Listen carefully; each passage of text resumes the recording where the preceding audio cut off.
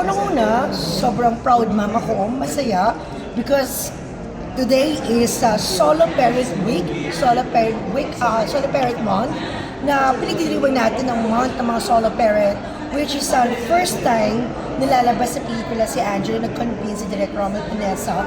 So, masaya, proud ako sa kanya dahil yung eksena namin dito, hindi arte, totoo na.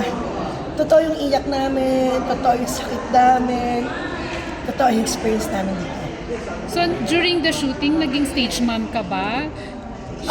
First time niya eh. Hindi ako naging stage mom dahil ang nag-convince sa kanya kung paano umarte si ni Ryan Sessa, yung husband ko dito, si Direk Romel.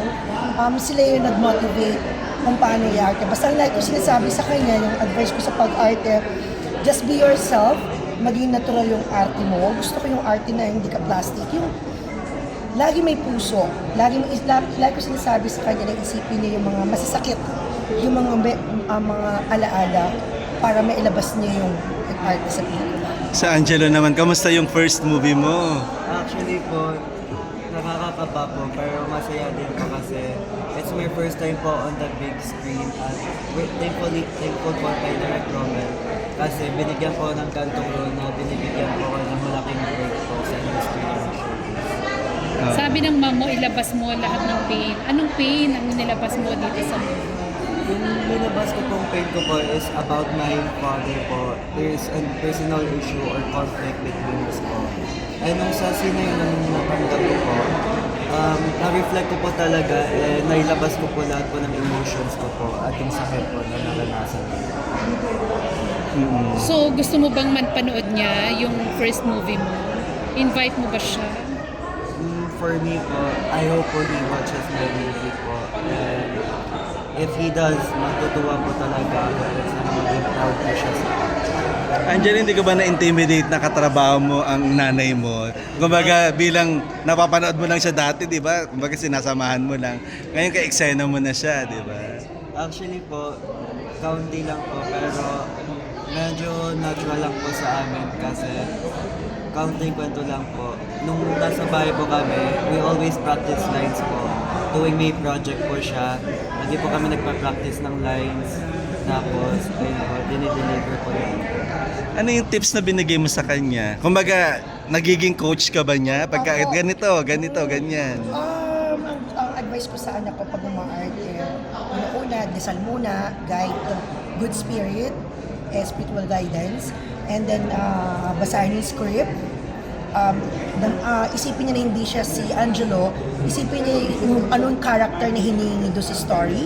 And kung anong hinihingi yung story doon sa script, kailangan ma-internalize niya na mailagay na sa isip at sa puso niya.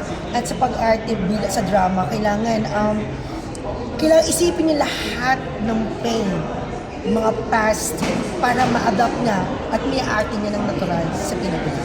Nagawa niya naman. Ganun ka lang, member ka ba ng fraternity dito sa... Diretso talaga. High school pa lang po ako. Hindi, dun sa movie. Sa movie. Oo, sa movie. Kapatid lang po ako ni Kuya Derek. Siya po yung asawa ko po si ni Ryan Sessa. Ni Ryan Sessa is kapitan ng barangay na siya yung nag-adapt. Adopted son namin si Angelo at tunay kong anak dito sa pelikula ay si Derek Monasterio. So talagang itong pamilya namin mahirap. Talagang binabasa ko pa lang yung script, talagang nakakaiyak na. Sobrang nakakaiyak dahil very emotional. At ito yung sa lahat ng eksena, lahat na gawa ko pelikula, ito po yung pinaka-intense drama na gawa ko. Na-interview namin kanina si John Lucas, so sabi niya, role niya, member ka ng fraternity, tapos dumaan siya sa katakot-takot na hirap gising at all that. Ikaw, bakit just in case bilang inahan, just in case sa design na sasali siya sa fraternity? Ano yung kapera mo siya? Kasi ako, naging board member ako ng 3rd District of Laguna. Hindi naman lahat ng fraternity masama. Ang fraternity may mabubuting tao like Tao Gama, SRB, and my family is also member of the Tao Gama. So, nanalo akong board member because of sa suporta nila.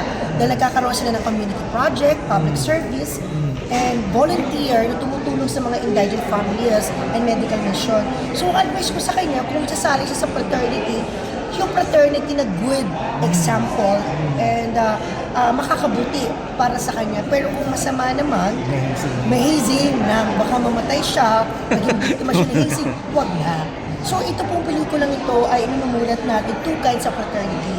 Fraternity good at fraternity na biktima ng hazing dahil because of galit or something selos na ipapakita dito sa pelikula na kailangan i-implement yung batas ng anti-hazing law.